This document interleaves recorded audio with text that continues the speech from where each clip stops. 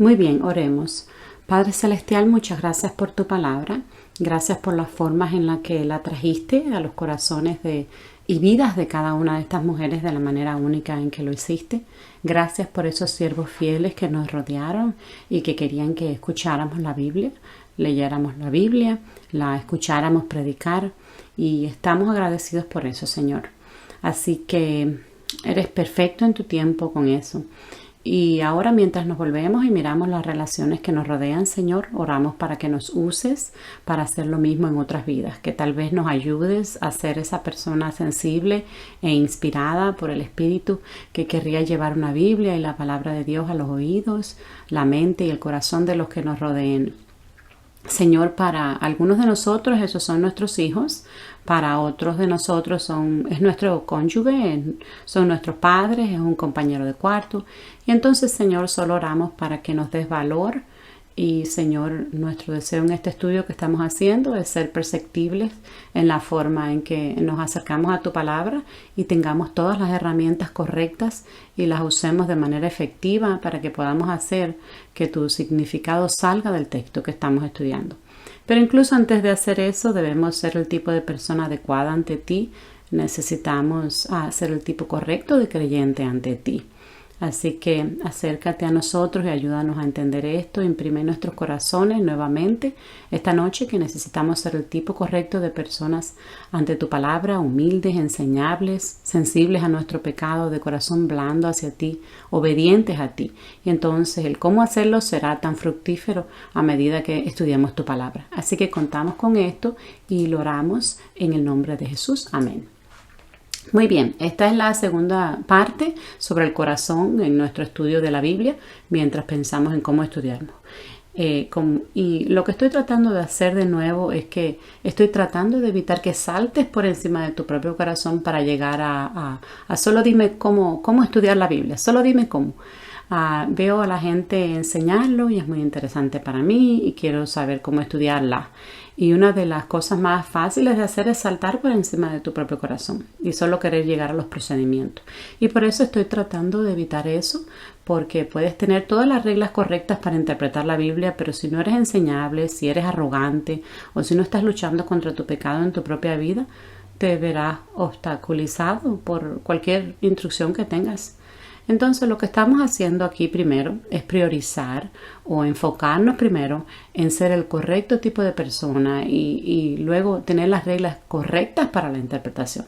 Así que voy tras el corazón del intérprete y luego llegaremos a los procedimientos de la interpretación. ¿Entienden? Entonces la forma en que lo estamos haciendo, la forma en que lo estoy haciendo es que les estoy haciendo una pregunta. Y eso te va a ayudar a entender el cómo responderías a esa pregunta. Te revelará si eres el tipo correcto de personas antes la palabra de Dios.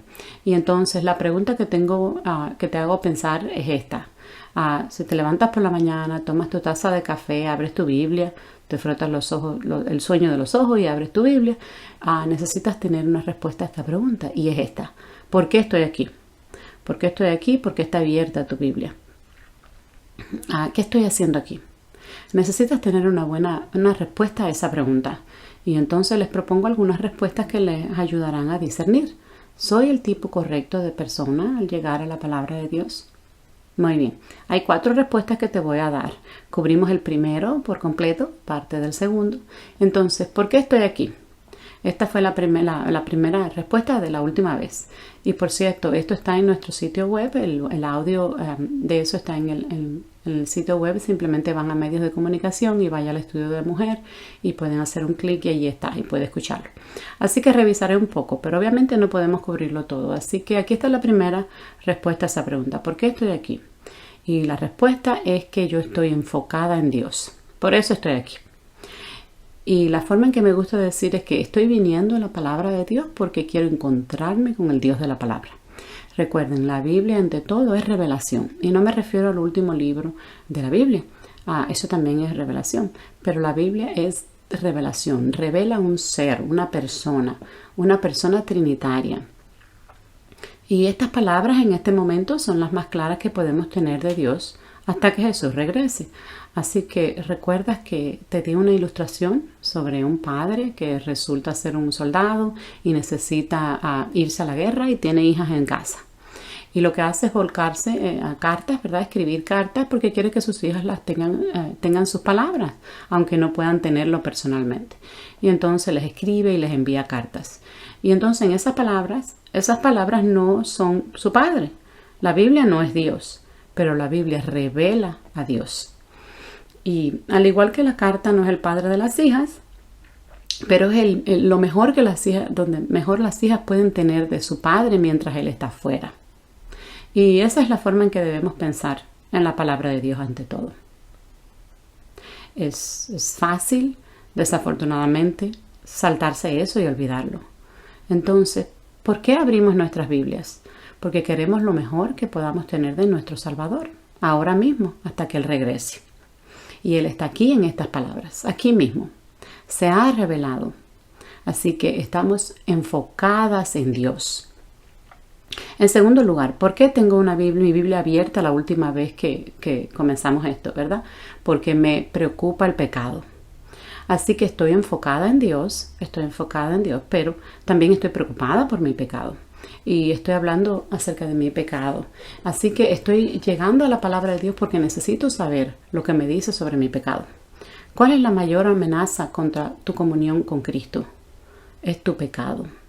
No es el pecado de tu esposo, no es el pecado de tus hijos, no es el pecado de nadie más, es tu pecado. Mi mayor obstáculo para mi comunión con mi Salvador es mi pecado. Y entonces el principio para aprender del que hablamos, y puedes, si quieres, puedes ir a Isaías 59, mira los versículos 1 y 2 nuevamente.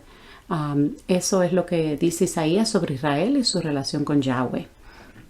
Dice Isaías 59, versículo 1.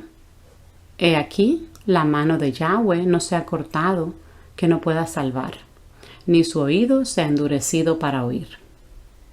Lo que eso les dice es que Israel están creyendo que debemos estar fuera de nuestro alcance, de su alcance, porque no vemos su mano, no vemos la mano de Dios. Su mano no puede alcanzarnos y debemos estar tan lejos de Él que no puede oírnos. Pero Isaías le está diciendo, no. Ese no es el problema. La mano de Yahweh no se ha cortado que no pueda salvar, ni su oído se ha endurecido para oír. Aquí está el problema, versículos 2. Pero las iniquidades de ustedes han hecho separación entre ustedes y su Dios, y los pecados le han hecho esconder su rostro para no escucharlos. Así que mira, el principio de que se puede extraer de todo esto es que el pecado causa una separación entre tú y tu comunión con tu Salvador. Ahora, el Evangelio aborda esto y resuelve este problema por nosotros. La cruz resuelve esto. Hablaremos de esto en nuestro próximo punto. Pero el pecado no abordado en tu vida, no abordado a través de la confesión, no abordado abandonándolo y alejándote de él, eso en realidad obstaculiza tu comunión con Dios. Tu relación con Jesucristo. Si eres verdaderamente creyente, tu pecado está resuelto. Hablaremos de eso en un momento. Eso ya está solucionado y tu relación con Él está segura si has creído de verdad, genuinamente, está segura. Pero no estamos hablando de que tu relación se haya roto, estamos hablando de que tu comunión con tu Salvador se ve obstaculizada. Ese es el principio. Así que tu mayor estudio para llegar a la palabra de Dios, tu razón más fundamental e importante para venir a la palabra de Dios, es que quieres encontrarte con Dios en ella. Pero también debes saber lo que dice la Biblia sobre la naturaleza de tu pecado y la forma en que tu pecado obraría en contra de tu relación con Jesús. Y necesitas saber cómo funciona el pecado. Necesitas saber cómo enfría tu afecto por tu Salvador. Necesitas saber que eso es lo que hace el pecado. Si te dejas llevar por tu propia opinión de lo que es el pecado, no pensarás lo suficientemente profundo. Se te ocurrirán algunas cosas muy simples y superficiales que creerás que son más o menos peligrosas. El pecado no es tan malo. Eso es lo que sucederá. Pero el pecado pone una distancia entre tú y tu Salvador. Así que repasemos un poco más de la última vez para ayudarte a pensar correctamente sobre la presencia del pecado y tu lucha contra él. Recuerda, les hablé sobre esto. Tu vida podría dividirse como creyente Tu vida podría dividirse en 3 categorías diferentes. La primera es tu vida ante Cristo, ¿verdad? Antes de Cristo. Y luego está tu vida ahora en Cristo. Y luego cuando mueres irás a estar con Cristo, ¿bien? Así que hablemos de tu condición en cada uno de estos 3 ámbitos. Antes de Cristo, todo lo que eras sin mezcla, no estabas mezclado. Eras solo una cosa, y era que estabas viviendo en el pecado, no estabas mezclado. Viviendo en el pecado. Romanos 3, 10 al 11 dice que no hay justo, ni siquiera uno. No hay nadie que haga el bien. O sea, no había mezcla. De principio a fin era solo una cosa, y eso era pecaminoso. ¿Verdad? Una condición sin mezclar. Una mala condición sin mezclar. Ahora vamos a saltar a quien eres en Cristo ahora mismo por un momento. Y luego hasta que estés con Cristo. Esa condición en el cielo e incluso con un cuerpo resucitado algún día también será una condición sin mezcla, pero una condición sin mezcla en justicia y santidad. No habrá ninguna brecha entre la forma en que tu justicia es declarada y la forma en que realmente vives. Vas a estar sin mezcla en justicia. Muy bien. Ahora la pregunta es, si yo vivía en pecado y en una condición no mezclada antes de Cristo, y viviré en justicia con Cristo también sin estar mezclado, ¿qué soy ahora mismo en Cristo? Bueno, ahora en Cristo estás mezclado. O sea, estás en una condición mixta en la que tienes a Jesús en ti, Él habita en ti, tienes el Espíritu que mora en ti, tienes la palabra de Dios que puede morar en ti ricamente. La gracia está en ti, pero todavía tienes pecado persistente al mismo tiempo. Y este es el plan glorioso de Dios para tu vida. Si me hubieras preguntado, habría dicho, omitamos esta parte y pasemos de no mezclar a no mezclar. Eso sería genial, ¿verdad? Pero glorifica a Dios que haya una lucha en tu vida. Glorifica a Dios que habría una lucha. A menudo los creyentes dirán, ¿por qué sigo pecando? Y la respuesta es, porque aún no estás en el cielo. Lo estarás. Lo que Él logró en la cruz te llevará allí. Y a través de su resurrección llegarás allí. Pero en este momento lo glorifica que haya una lucha, que tienes todo lo que necesitas en el Evangelio. Tienes todo lo que necesitas en la gracia de Dios. Tienes todo lo que necesitas en la palabra de Dios. Tienes todo lo que necesitas en la familia de Dios, en la iglesia, para luchar contra tu pecado. Lo tienes. Y entonces necesitas entender cómo va toda esta pelea, toda esta lucha y lo que dice la Biblia al respecto. Así que en este momento tu vida de pensamientos es muy mixta. Tienes buenos pensamientos, malos pensamientos. Tus palabras cuando hablas en una conversación, buenas palabras, no tan buenas. Tus actitudes que tienes, que nadie ve excepto nuestro Señor, son muy mezcladas. E incluso las que salen. Tus motivos, muy mezclados. Muy mezclados. ¿Quién tiene motivos puros? Todos en el cielo. ¿Y quién tiene motivos puros ahora? No sé. Muy bien. Tus actos, tus deseos, tus relaciones, todo muy mezclado en este momento. Eso es lo que la Biblia te está diciendo. Todavía tienes dentro de ti una amenaza peligrosa que está dentro. Y no debe ser tu único objeto de estudio. Si tu único objeto de estudio cada vez que vienes a la Biblia es solo quiero saber cómo es el pecado, me gustaría tener una conversación contigo y decirte, tenemos que arreglar eso. Necesitamos necesitamos agregar más. Pero no puedes no querer saber lo que dice la Biblia sobre tu pecado. ¿Bien? Déjame ilustrarlo para ti. ¿Qué pensarías de nuestro ejército estadounidense si lo único que hicieran fuera estudiar nuestra Constitución? O lo único que hicieran fuera estudiar la Declaración de Derechos y estudiaran la relación entre las 3 ramas del gobierno y en particular estudiaran solo su obediencia a nuestro comandante en jefe, pero nunca estudiaran a nuestro enemigo que nos quiere a todos nuestros. ¿Querrías ese tipo de ejército? No están preparados. Bueno, ¿qué cristiano está preparado que no sabe lo que dice la Biblia sobre el enemigo que todavía está al acecho dentro de ti? ¿No estás listo? No estoy listo. Así que necesitas aprender más de la naturaleza de tu pecado, de tu propia caída interior. Y no hay un mejor lugar para averiguar eso que la palabra de Dios. Y dejar que te revele eso. Si haces eso, Te beneficiarás enormemente al aprender cómo tu pecado provocó la ira de un Dios santo y te hará volver a la cruz y verás tu pecado en tu Salvador, sufriendo por tu pecado, no por el suyo, y entiendes por qué Dios hizo eso. Alimentará tu adoración. Si no luchas para que la visión bíblica de tu pecado, lo mejor que vas a tener como punto de vista del pecado es ingenuo y serás fácilmente engañado por el engaño del pecado. Y lo más probable es que te vuelvas menos consciente de ello y te engañará más fácilmente. Tu pecado lo hará. Y cuando eso suceda, estarás vulnerable a los enredos del pecado. Realmente me gusta Hebreos 12:1. Dejemos a un lado todo peso y todo estorbo, el pecado, ¿cuál qué? Nos enreda tan fácilmente. Y eso es lo que sucede. Es una buena descripción de tu vida, incluso hoy, enredada en el pecado en algunos momentos. Y Dios tiene un plan para que usted aborde eso, pero usted no puede entenderlo en toda su plenitud y gloria y bondad aparte de la palabra de Dios. Así que el creyente se enreda en el pecado, luego se familiariza con el pecado y luego tal vez incluso se hace amigable con el pecado. Hacemos las paces con el pecado. Y ese creyente entonces está en la lucha de su vida, para liberarse de los enredos del pecado. Si no haces nada con respecto a tu punto de vista del pecado que mora en ti, tu postura contra tu pecado será débil y comprometida. Entonces, ¿por qué abres tu Biblia? Bueno, eso te preocupa. Estás preocupada por tu pecado y debes tener la visión bíblica de tu pecado. Te mencioné esto la última vez. ¿Cómo sabes que tienes un tronco en el ojo? ¿Cómo sabes que la proporción de preocupación por el pecado es que tienes un tronco y ellos no? ¿Cómo lo sabes? ¿Llegaste a esa conclusión por tu cuenta? ¿Miraste tu propia vida y dijiste, ¿sabes qué?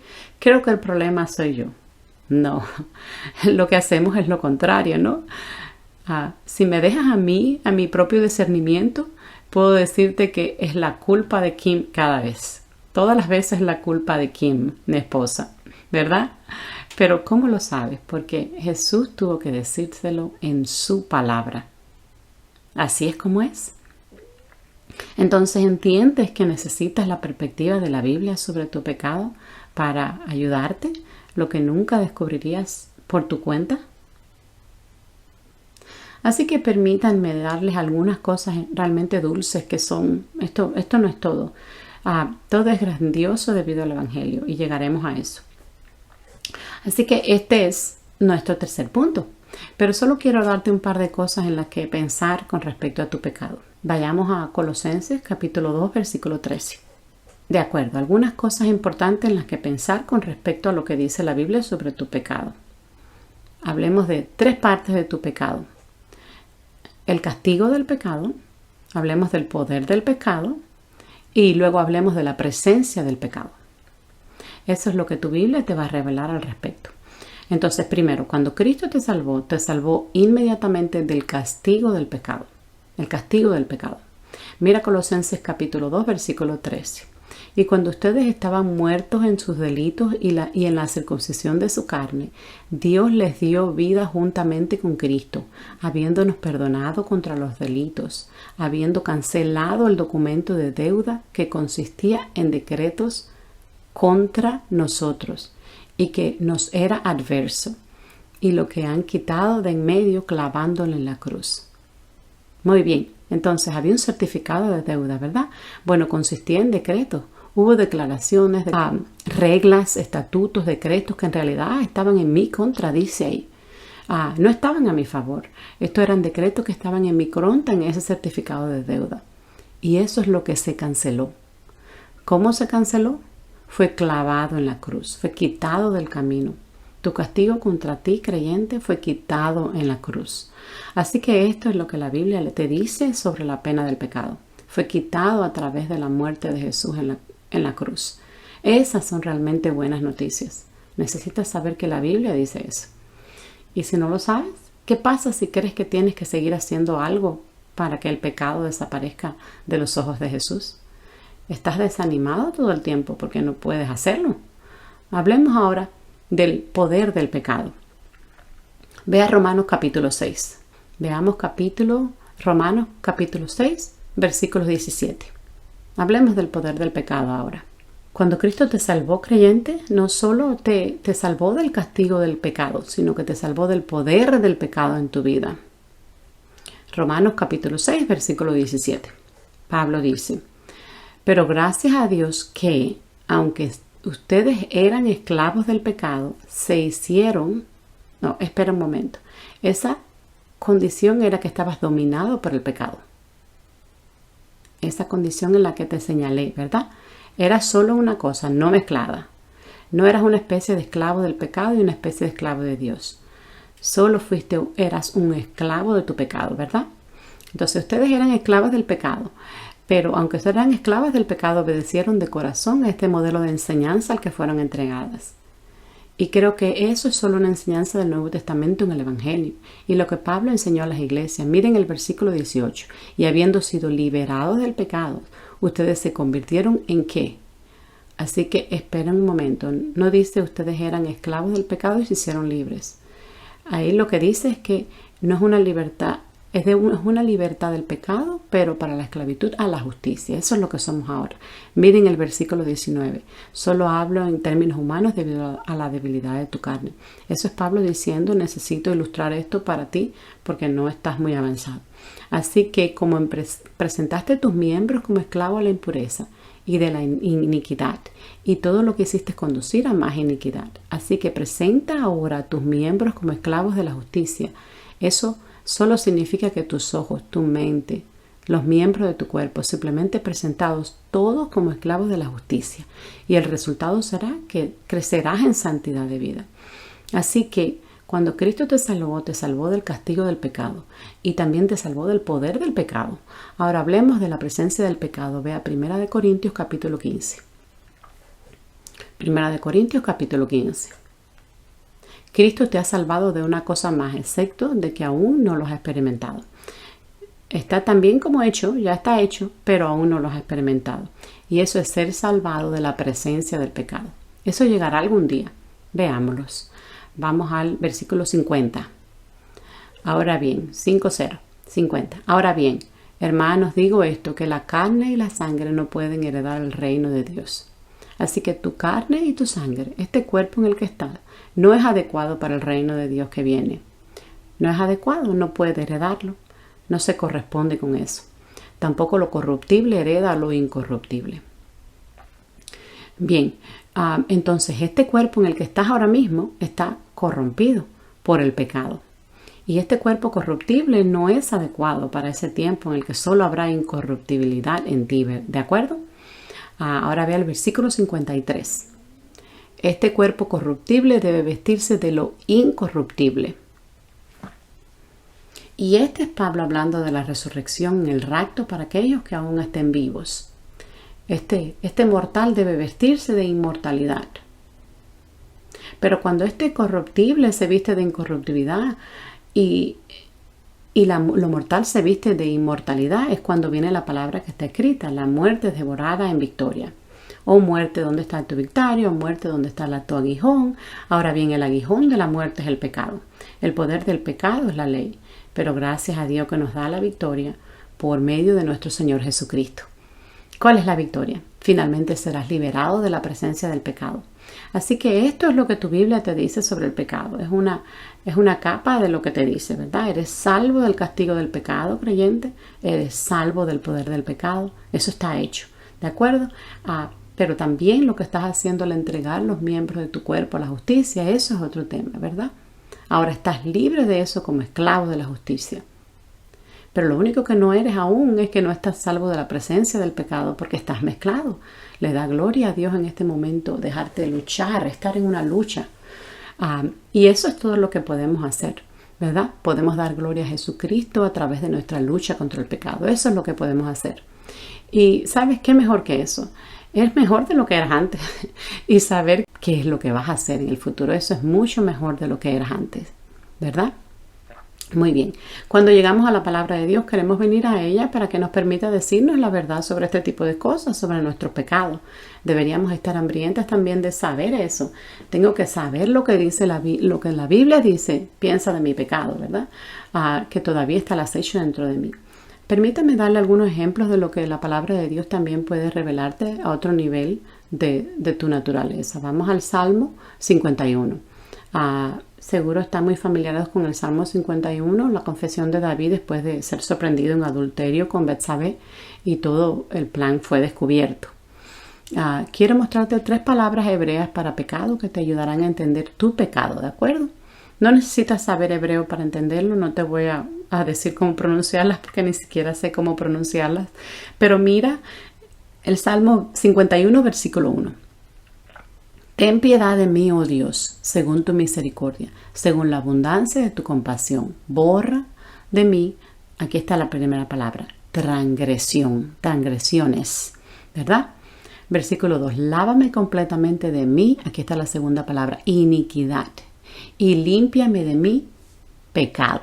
¿Alguna vez has visto estas 3 palabras antes? Están en los salmos todo el tiempo. David usa la transgresión, la iniquidad y el pecado.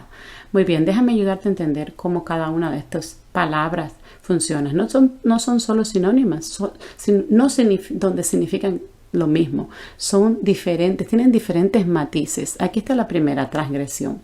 Esa es la palabra que usas cuando quieres enfatizar la naturaleza rebelde de tu pecado.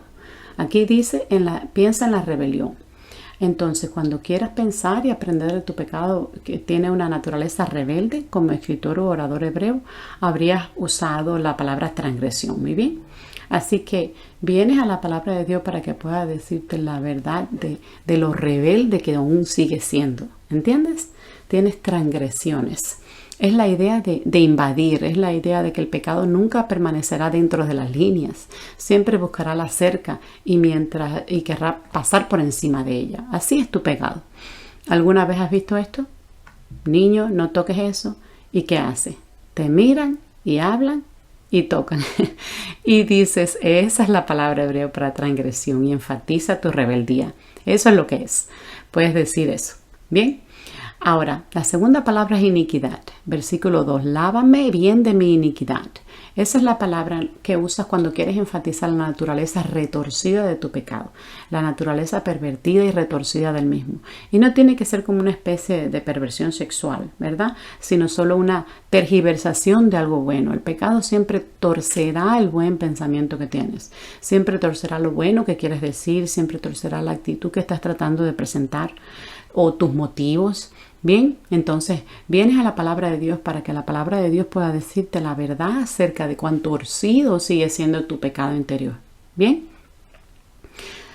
Y luego la tercera palabra, pecado, en el versículo 3, ¿verdad? Al final del versículo 2, y límpiame de mi pecado. Esa es la idea clásica que has escuchado, estoy seguro, muchas veces cuando quieres enfatizar el fracaso del pecado para cumplir con el estándar santo de Dios. Es la idea de errar la marca, ¿verdad? De fallar la marca. Déjame de quedarte corto, déjame decirte lo que no es el pecado. El pecado no estoy tratando de dar en el blanco, realmente lo estoy, pero simplemente no puedo o fallé de nuevo.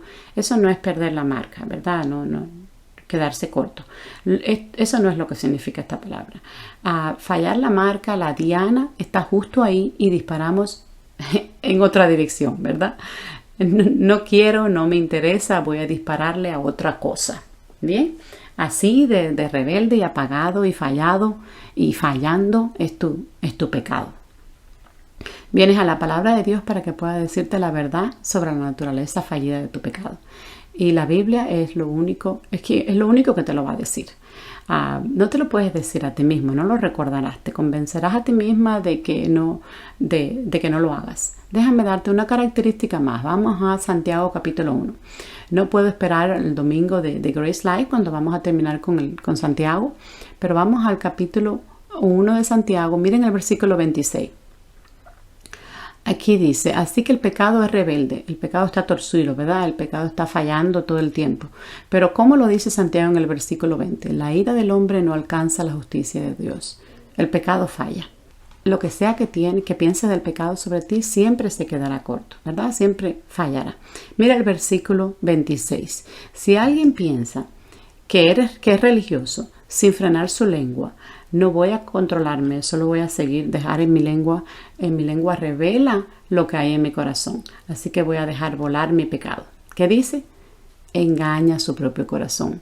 Así que aquí hay otra cosa sobre el pecado. Te miente todo el tiempo. El pecado nunca te dirá la verdad sobre lo que estás haciendo y cuáles serán los efectos en tu vida. Nunca te dice la verdad. El pecado es engañoso. Así que el pecado es rebelde, está torcido, se queda corto y es engañoso. Y eso lo aprendes de tu Biblia. Y también aprendes de tu Biblia que el castigo del pecado fue pagado y el poder del pecado es vencido y un día la presencia del pecado será quitada. Hay mucho en lo que puedes profundizar en la palabra de Dios para encontrar la verdad sobre tu pecado. Y esto probablemente sea obvio para ti, pero te lo voy a decir porque en realidad lo encuentro útil para mí. Cuando Cristo te salvó, creyente, te transformó, pero no cambió la naturaleza de tu pecado. Piénsalo por un momento. Cambiaste, pero el pecado no cambió en ti. Una vez que fuiste salvo, una vez que Dios te salvó por su gracia a través de la fe en Jesucristo, el pecado no cambió. El pecado no dijo, ahora tengo que jugar limpio. No te mentiré tan a menudo como lo he hecho, no seré tan retorcido como lo solía hacer, no seré tan rebelde como lo solía hacer. Te daré un poco de holgura porque ahora eres cristiano. No, de hecho es todo lo contrario. El pecado se vuelve más vengativo en tu vida porque es un perdedor presente en tu cuerpo. Perdió y no te irá bien. Se volverá cruel contigo, vengativo contigo. Así que Dios transforma a los pecadores, pero no cambia la naturaleza del pecado en el pecador.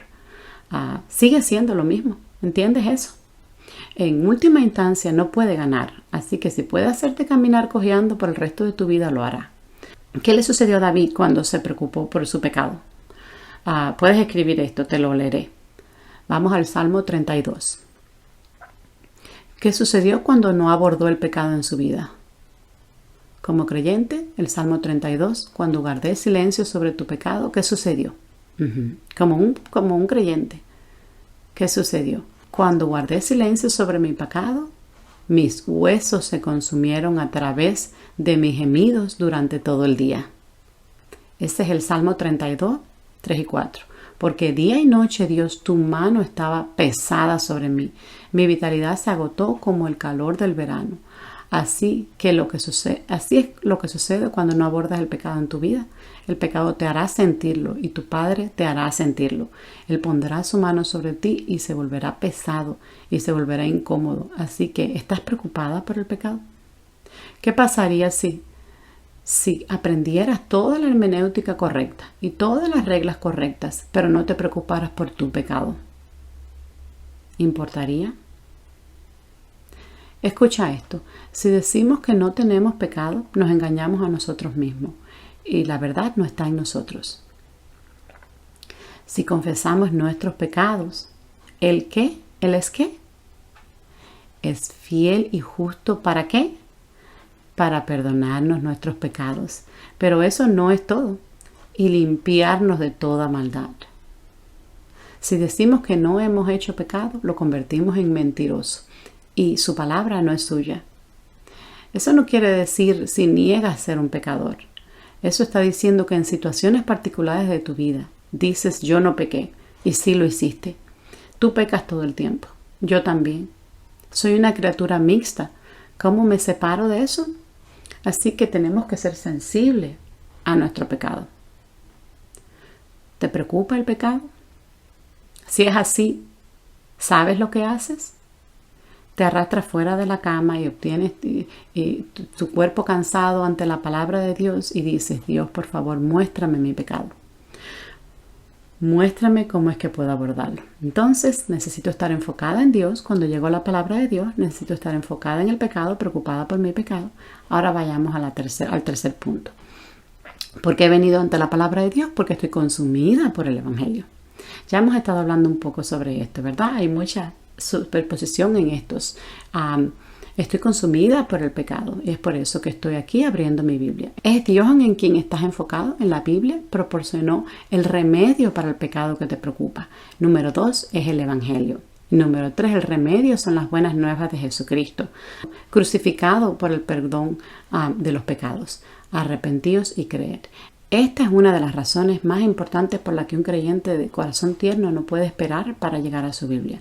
Y es porque necesita el Evangelio de nuevo, necesita ver en las páginas de la Escritura el corazón salvador de Dios, el Padre, para salvar a los pecadores cansados.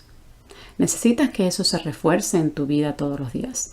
Necesitas ver su disposición a perdonarte una y otra vez. Así que el corazón salvador de Dios venció tu castigo por el pecado en la cruz a través de su Hijo, ¿verdad? Y ese corazón salvador de Dios venció el poder de tu pecado para esclavizarte y te hizo ahora esclava de la justicia. Y el corazón salvador de Dios un día te salvará por completo de la presencia del pecado. Ese es el Evangelio. Ya estamos hablando de ello. Y no puedes hablar de tu pecado sin hablar también del Evangelio. No puedes hablar del Evangelio sin hablar de tu pecado y del Dios que tiene un corazón salvador hacia ti. Entonces, ¿sabes lo parecido que es esto a la cena del Señor? ¿Un recuerdo? Bueno, lo tomamos para recordar. ¿Y qué estamos recordando? Su cuerpo y su sangre, rotos y derramados en la cruz, ¿verdad? Eso es lo que recordamos, ¿verdad? Así que tu tiempo en la palabra de Dios una y otra vez es como un recuerdo. Vengo a recordar, a decirme a mí mismo de nuevo que Él tiene un corazón salvador para mí en su Hijo. Veamos eso brevemente. Vamos a Lucas capítulo 15. Lucas capítulo 15.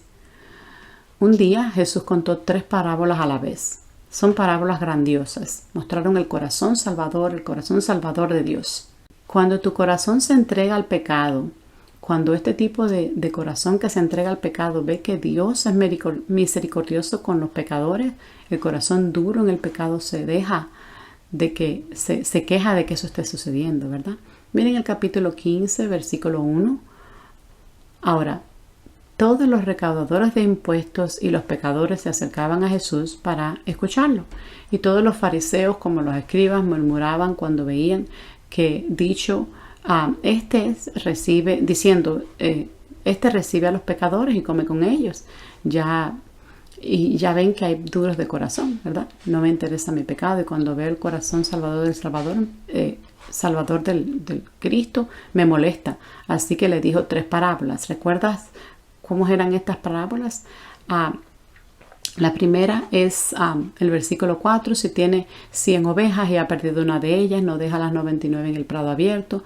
Va tras ella, la que está perdida, hasta que la encuentra. Y cuando la encuentra, la pone sobre sus hombros, regocijándose. Y cuando llega a casa, reúne a sus amigos y a sus vecinos y dice: regocíjate conmigo, encontré a mi oveja que se perdió, ¿verdad? Jesús dice: os digo que de la misma manera habrá más gozo en el cielo por un pecador que se arrepiente que por 99 justos que no necesitan arrepentimiento, ¿verdad? Ahí está el corazón salvador de Dios en Jesucristo. Y no es suficiente que lo diga una vez, ¿verdad? A continuación le cuenta la historia de las monedas, ¿verdad? Una mujer pierde una moneda, barre, la encuentra, reúne a sus amigos, he encontrado la moneda, ¿verdad? Versículo 10. De la misma manera les digo, hay gozo en la presencia de los ángeles de Dios por un pecador que se arrepiente. Y este es el corazón salvador de Dios y necesitan verlo de nuevo, ¿verdad? Jesús querría señalarlo a la multitud con la que estaban hablando y luego lo saben, que a la larga. Y luego tenemos el versículo 20, a la larga, sobre uno de los 2 hijos, ¿verdad? Que fue recuperado. Así es cuando el padre se levantó y salió y vino a su padre, pero cuando todavía estaba lejos, su padre lo vio y sintió compasión. Y el padre corrió y el padre lo abrazó y el padre lo besó. ¿Escuchas? ¿Verdad? Ese es el Dios de las Escrituras. Ese es tu Salvador. Él te ve de a lo lejos, volviendo en sí bajo la convicción del Espíritu Santo, y Él viene detrás de ti. Él no es exigente, no te está dando la espalda, cruzando los brazos y diciendo: vas a sufrir un poco más, amigo. Él no está haciendo eso. Él está atrayendo a los pecadores hacia sí mismo. Eso es lo que es Él. Es la bondad de Dios la que nos lleva ¿a qué? Al arrepentimiento. Esa no es su severidad, no es su ira, es su bondad. Eso es lo que te corteja, es su compasión. Eso es lo que Jesús está diciendo. Y el hijo le dijo al padre, ya sabes, él trata de ensayar su discurso: Señor, Padre, he pecado contra ti, contra el cielo y ante ti, y yo no soy digno de ser llamado tu hijo. Pero él no llega ni a terminar la primera parte, ¿verdad? El padre solo le interrumpe y dice a sus siervos: saquen rápidamente la mejor túnica y pónganse, se la pone, y consigan un anillo y pónganle las sandalias y pónganle la faena y consigan un ternero y lo maten y vamos a celebrar, ¿verdad? Porque mi hijo que estaba muerto ha vuelto a la vida, se perdió y ha sido hallado, y comenzaron a celebrar. Este es el corazón salvador de Dios en las Escrituras. Ese es el corazón salvador de Jesucristo. Necesitas ver esto todos los días. Déjame mostrarte uno más. Y esto es genial, ¿verdad? Esto es lo que vas a hacer. Vas a ir a buscar estos pasajes y te vas a aferrar a ellos. Y así, cuando sepas que necesitas hacerlo, cuando tu corazón se sienta frío o tengas pensamientos equivocados sobre cómo es Dios contigo, regresa corriendo a estos pasajes y ven a verlos. Mateo 11, versículos 28. A mí me encanta este. Jesús dice: vengan a mí todos los que estén cansados y cargados, que yo os haré descansar. Entonces, mientras mira hacia afuera, ¿sabe quién está cansado sobre su pecado? Él sabe quién está agobiado por la culpa y el peso de su pecado. Y él dice: ¿qué estás haciendo allá lejos de mí? Ven a mí. No venir a la iglesia, sino ven a mí. La iglesia no te salva, Jesús te salva. La iglesia es buena, pero la iglesia nunca te salvará. Jesús salva. Ven a mí y te iré a descansar de la carga de tu pecado. Llevad mi yugo sobre vosotros. Márquelo y recuérdelo. ¿Qué hace un yugo en un animal? Te permite controlar al animal, ¿verdad? Y él dice: te voy a controlar. Ven a mí. Yo te voy a dar descanso. Pero porque eres mía y te voy a guiar. Eso se confirma porque Él lo dice. Y aprende de mí. Sé enseñable. ¿Por qué? Porque soy un capataz y lo persigo, ¿verdad? Y cuando mis hijos no me obedecen, no soy golpeador. Sale y va tras Él. Soy gentil y humilde de corazón, y encontrarás descanso para sus almas en mi yugo, porque yo te voy a guiar y vas a vivir. Y si vives bajo mi obediencia, cuando presentes a tus miembros la justicia como esclavos de justicia, es fácil. Mis mandamientos no son gravosos. Y 1 de Juan 5, versículo 3. ¿No es dulce? ¿No es increíble? Veamos Romanos 5, versículos 6 al 11. En el momento adecuado, Cristo murió por los impíos. Él demostró ¿su qué? Su amor por nosotros.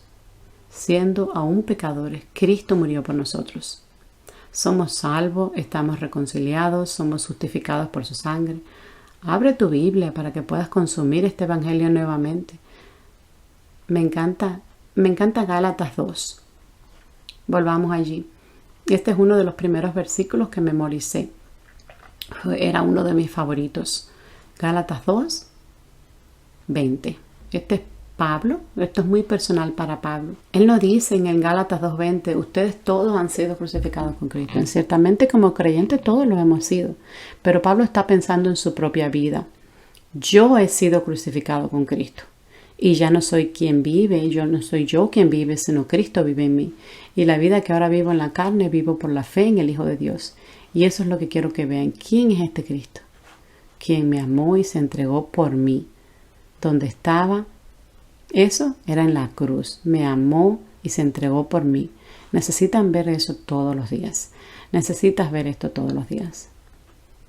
Aquí está el beneficio de venir a la palabra de Dios, porque estás consumida por el Evangelio. Escucha, ¿alguna vez te tambaleas bajo el precio aplastante de tu culpa porque pecaste? ¿Alguna vez has sentido eso? ¿Te has sentido abrumada? ¿Cuál es la respuesta? ¿Dónde puedes encontrar esa respuesta? ¿Solamente te deslizas de una página a otra en tu celular para distraerte? No puedes, no va a funcionar. Solo hay una forma para que los cansados y cargados encuentren descanso. Ven al Evangelio. Ven a ver el Evangelio. Consúmelo de nuevo. Y más aún, eso es lo que debes hacer por ti mismo. Necesitas poder hacer eso por ti mismo. Pero ¿alguna vez has visto a tus hijos quebrantados bajo el peso de su propio pecado? ¿Has visto tal vez a tu cónyuge a veces quebrantado bajo el peso de su pecado? ¿Qué vas a hacer? ¿Qué puedes decir? Si acabas de consumir el Evangelio una vez más, puedes llegar a a ese que está sintiendo la carga de su pecado y tienes algo que ofrecerle, tienes algo que decirle, puedes darle esperanza del Evangelio. Eso es lo que hizo Dios. Ese es su corazón salvador para personas como tú y como yo. Tienes algo que decirle a tu esposo, tienes algo que decirle a tus hijos, tienes algo que decirle a tus padres, algo que decirle a tus compañeros de cuarto, y serás útil para Dios.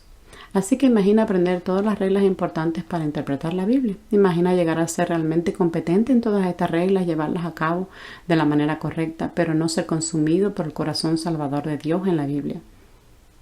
¿Realmente importa? Entonces, ¿por qué he venido ante la palabra de Dios? Número 1, estoy enfocada en Dios. Quiero encontrarme con el Dios de la palabra. Tengo que verlo. Esto es lo mejor que puedo tener de Él una vez más. Y por cierto, tus sentimientos no van a coincidir mucho con esto. Entonces, si esperas hasta que te sientas que estás enfocada en Dios, nunca leerás tu Biblia. No le entregues la llave del auto a tus sentimientos. No. Solo haz lo correcto. Dile a Dios, desearía que mi corazón no estuviera tan frío como lo está.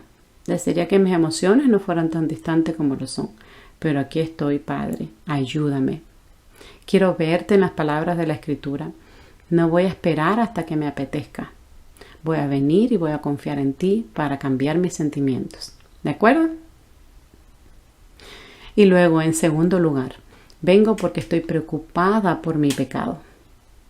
Necesito saber necesito saber lo que la Biblia me dice sobre mi pecado. Y estoy consumida por el Evangelio porque el Dios que se ha revelado allí tiene un corazón salvador para rescatarme de mis pecados todos los días. Y por último, vengo porque estoy ante la palabra de Dios. Número 4, porque soy obediente y decidida. Estoy decidida a obedecer. Si eres un creyente en Jesucristo, estás decidido a obedecer. ¿De acuerdo? Estoy decidido. ¿Qué dice Jesús que se supone que la iglesia debe hacer a todas las naciones? Mateo 28. Enseñándoles ¿a qué? Observa, a guardar todo lo que te mandé. Esa es su expectativa. Él es el que tiene toda la autoridad en el cielo y en la tierra, no tiene rivales. Y le dice a la iglesia, esto es lo que debe suceder. Es necesario que se le enseñe cómo observar, cómo guardar todos mis mandamientos. Todos los días, por mucho que necesite ver el Dios de las Escrituras, por mucho que necesite ver la naturaleza peligrosa de mi pecado que aún acecha dentro de mí, por mucho que necesite ver el corazón salvador de Dios en el Evangelio, si me detengo allí y no estoy yendo lo suficientemente lejos con la palabra de Dios. Porque solo seré un oyente de la palabra, ¿pero no qué? Oh sí, la obediencia importa. Así que vienes a la palabra de Dios porque quieres observar y ver cómo es la obediencia. Bien, uno de los nuevos deseos que viene en la nueva creación es el deseo de vivir para Jesús, ya no para ti mismo. Vayamos a 2 de Corintios capítulo 5. Y este es otro versículo de mis favoritos que memoricé como nuevo creyente. 2 de Corintios 5, versículo 17. Lo sabes, ¿verdad? Si alguno está en Cristo, ¿qué es? Una nueva creación, ¿verdad? ¿Cuál es la nueva creación? Piensa en las 3 categorías de tu vida. ¿Cuál es la nueva creación? Dime lo que no es. No es el cielo, ¿verdad? Todavía no es lo que eres en el cielo. Incluye eso, pero la nueva creación es lo nuevo en tu vida, es tu mezcla. Antes no estabas mezclada, ¿verdad? Simplemente estabas muerta en tus transgresiones y en tus pecados. Eso es lo que eras, pero ahora eres nueva. Ahora tienes vida en ti y la palabra de Dios en ti, Jesús en ti. Tienes el Espíritu en ti, la gracia en ti. Esa es la nueva creación. La nueva creación es una condición mixta. Eso es lo que eres. ¿Bien? Así que si alguno está en Cristo, cualquiera está en Cristo, Él es una nueva creación. Las cosas viejas pasaron y aquí cosas nuevas han venido. ¿Cuáles son las cosas viejas que han pasado? ¿Qué está muerto y clavado en la cruz y se ha ido y nunca volverá? ¿Quién eras antes de Cristo? Donde eras esclavo del pecado y eras solo una cosa por dentro. No tenías nada bueno dentro de ti. No había nadie que fuera bueno. Solo estabas muerto en tus transgresiones. Eso se ha ido. Se ha muerto. Fue crucificado con Cristo. Cuando crucificaste a tu hombre en una cruz, ese hombre nunca se fue a casa al final del día. Había terminado, estabas muerto. Esa vieja naturaleza se ha ido, no puedes volver a él. Esa es la promesa del Evangelio. Esa es su promesa al salvar a un pecador. No es que tu pecado haya desaparecido, todavía está presente. Bien, entonces, ¿cuáles son los nuevos tipos de cosas que han desaparecido? Mira esto, mira el versículo 15. Jesús murió por todos, ¿está bien? Para los que vivan, ya no vivan para sí mismos, sino para aquel que murió y resucitó por ellos. Así que aquí está la nueva creación. Ya no quiero vivir para mí mismo. Eso es lo que yo solía hacer. Todavía tengo la capacidad de hacer eso, pero no quiero, soy nuevo. Tengo nuevos deseos. ¿Siempre operas con esos nuevos deseos? ¿Siempre sientes que debes operar con esos nuevos deseos? No, pero tienes nuevos deseos y tienes que ser obediente a ellos. Y ya no vas a vivir para ti mismo, vas a vivir para aquel que murió y resucitó por ti. Eso es lo que haces. Así que la nueva creación tiene esto incorporado. Y diariamente tienes la oportunidad de alimentar ese nuevo deseo dentro de ti de obedecer a Jesús. Es un nuevo deseo y necesitas alimentarlo. ¿Qué pasa si no lo alimentas? Si no alimentas ese deseo, ¿qué pasa con él? No va a ser fuerte y apasionado, obedecer y vivir para Dios, para Él. Si no estudias, si no lees, si no expones tu corazón regularmente en consistencia a la vida justa de la Biblia y las bendiciones de Dios para la santidad de vida, no deberías esperar que tu deseo de obediencia crezca, ¿verdad? El pecado que mora en ti va a hacer todo lo posible para saciar tus deseos de obedecer, ¿verdad? Para matar tus deseos de obedecer tu nueva criatura. Jesús nos dice: llevad mi yugo sobre vosotros y aprended de mí. El pecado te dice: quítatelo, quítatelo. Veamos Juan capítulo 14. Mira Juan capítulo 14, versículo 21. Hablemos de cómo es esta obediencia. Juan 14, 21. Y lo leeré y luego lo trabajaremos al revés. El que tiene mis mandamientos, dice Jesús, y los guarda, es el que me ama. Y el que me ama será amado por mi Padre, y yo lo amaré y me revelaré para él. Muy bien, comencemos por el final. Jesús dice: lo amaré y me revelaré a él. ¿No es eso lo que quieres? ¿No quieres saber que experiencialmente todos los días quiero que me ame y quiero que no se cierre a mí, sino que se revele y se abra a mí? Eso es lo que quiero, ¿está bien? Así que retrocedamos un poco más al principio. Y será amado por mi Padre. ¿No quieres esto también? Que solo sea amado por el Hijo, sino que sea amado por el Padre también. ¿Quién es este que es el objeto de tal amor del Padre? Bueno, les dice: el que me ama, dice Jesús. El que me ama, dice Jesús. Ese es amado por mi Padre y yo lo amaré y me revelaré a él. Bueno, ¿por qué amas a Jesús? Porque Él te amó primero en el Evangelio. Así que esto no es obra de salvación. Este es Jesús diciendo: tú me amas porque yo te amé primero, ¿verdad? Pero el amor por Jesús nunca está solo. Mira dónde comienza. El que tiene mis mandamientos y los guarda, ese es el que me ama. Ahora, lo amas porque Él te amó primero en el Evangelio, pero Jesús ahora te está diciendo que si tienes sus mandamientos y los guardas, estás mostrando ese amor. Entonces, ¿por qué obedeces a Cristo? ¿Por qué tienes que ganar algo y tienes que mantener una posición a los ojos de la gente y alguien lo hará? ¿Tu esposo te hablará o los pastores te darán cuenta? No. ¿Por qué obedeces a Jesucristo? Porque lo amas. Eso es lo que dice el Evangelio. Eso es lo que dice la palabra de Dios. Es por eso que los creyentes obedecen. Ahora, ¿siempre recuerdas esto? No. ¿Siempre actúas en consecuencias? No. ¿A veces obedeces por razones realmente tontas? Sí. Pero esta es tu razón más alta y necesitas volver a esto una y otra vez. Cuando te sientas tentada a no ser obediente, una de las mejores cosas que puedes hacer es decir: oh, sí, te amo.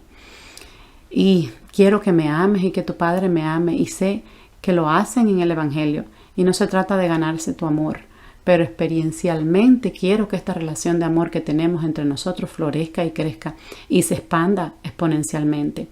Y significa que yo te obedezco, ¿verdad? Es tu amor a Dios que te ama lo que te impulsa, te motiva, te hace decidido y resuelto a obedecer. Sobre mis muchos años de ser pastor, durante todos estos años me paré frente a docenas y docenas de hombres y mujeres en ceremonias, en bodas, ¿verdad? Realmente especiales a lo largo de los años que tenía. Y siempre le hacía un par de preguntas, ¿verdad? ¿Lo harás? ¿Verdad? ¿Lo harás? ¿Y sabes qué decían una y otra vez? Cada vez decían sí, lo haré, haré cualquier cosa, lo haré. Lo haré, sí. Podría preguntarles a cualquiera que cuestione y ellos dirían, sí, lo haría, lo haré, me casaré, ¿verdad? Y eso en docenas de bodas. Y nadie nunca se puso de pie y dijo, no, legalismo ahí mismo. ¿Por qué? ¿Por qué nadie hace esto? Porque todo el mundo entiende que lo que los impulsa a decir, sí, lo haré cualquier cosa es el amor, ¿verdad? Haré cualquier cosa por ti porque te amo. Lo entendemos, ¿no? El mundo entiende eso. ¿Quién iría a una boda y escucharía decir incluso a los incrédulos y la mantendrás enferma en la enfermedad y en la salud? Y la mayoría de las veces, la gente diría, no, la mayoría de las veces, no. El mundo ni siquiera entiende eso, no hace eso. Entonces, como alguien que ama a Jesús, ¿por qué viene a la Biblia por su cuenta? Porque tienes que ver sus mandamientos, tienes que hacerlo. Quieres ver a otros en eso, con esos comandos. Tienes la oportunidad de ver un montón de otros hijos de Dios siendo obedientes y desobedientes. Tienes la oportunidad de ver las bendiciones de lo que es ser obediente, ¿verdad? Cuando son obedientes. Lo que quiero que hagas, puedes escribir esto si quieres. Vayamos al Salmo 119 y casi estamos terminando. Salmo 119. Ve al comienzo del Salmo 119, ahí se divide en 8 secciones en los versículos a la derecha que corresponden a las letras hebreas del alfabeto. Y todo lo que es la oración del salmista a Dios pensando en la Biblia. Soy un creyente de Yahweh y todo lo que puedo pensar en la Biblia y en Dios. Quiero hablarte sobre tu palabra, ¿verdad? Mientras una de las formas en la que puedes ayudarte a ti mismo en toda esta disciplina de venir a la palabra de Dios y hacerlo en oración y en todos los días tomar una sección de estos 8 versículos y orar, puedes hacer eso para ayudarte. Deja que las palabras del salmista se conviertan en las tuyas. Y aquí hay algunas palabras realmente importantes de las que todavía estamos hablando de la idea de obediencia, ¿verdad? Quiero que vean esto aquí al final. ¿Cuán bendecidos son los que observan tus testimonios? ¿Sabías que realmente hay verdadera felicidad cuando eres obediente? Eso es lo que está diciendo. Lo buscan con todo su corazón. Mira el versículo 5. Oh, que mis caminos sean establecidos para guardar tus estatutos. Qué buena oración para orar a Dios. Oh Dios, ¿quieres que me avergüences hoy de tal manera que guarde tus estatutos, tu ley? No solo te obedecerías. Así que ayúdame a darme un camino. Dame un camino que me ayude a ser obediente. Versículo 6. Porque entonces no me avergonzaré cuando mire tus mandamientos. Ese es el peso aplastante de tu culpa. Me avergüenzo cuando miro ese mandamiento porque no lo obedecí. Y Jesús dice, vengan a mí todos los que están cansados y los que están cargados y yo me encargaré de eso. Miren el versículo 10. Con todo mi corazón te he buscado. No me dejes desviar de tus mandamientos. Eso es una buena oración.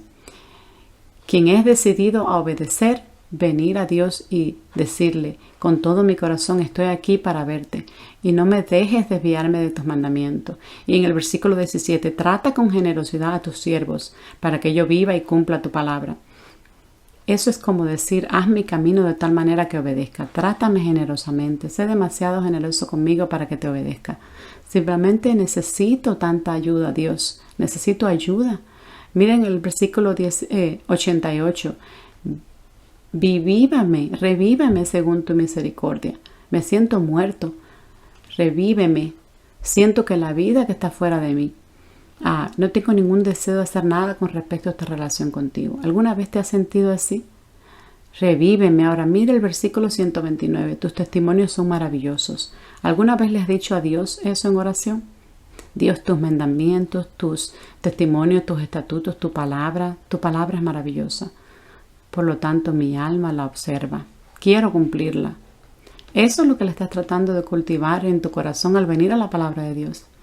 ¿Recuerdan 1 Juan 5:3? Sus mandamientos no son gravosos, son maravillosos.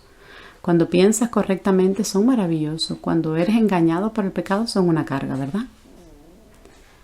Mira el versículo 145. Llamé con todo mi corazón. Respóndeme, oh Yahweh. Observaré tus estatutos. Te llamé, sálvame y guardaré tus estatutos. Me encanta como simplemente llama. Te estoy llamando. Solo quiero ser obediente. Entonces, ¿por qué te arrastras ante la palabra de Dios? ¿Por qué vas ante la palabra de Dios? Porque como una nueva criatura en Cristo estás decidida a obedecer a Jesucristo. ¿Lo estás? Si hay algo realmente malo en eso, en tu pensamiento, si dices, oh, no tengo eso, entonces necesitas volver a lo que el Evangelio realmente dice sobre ti. Y hay esperanza para ti.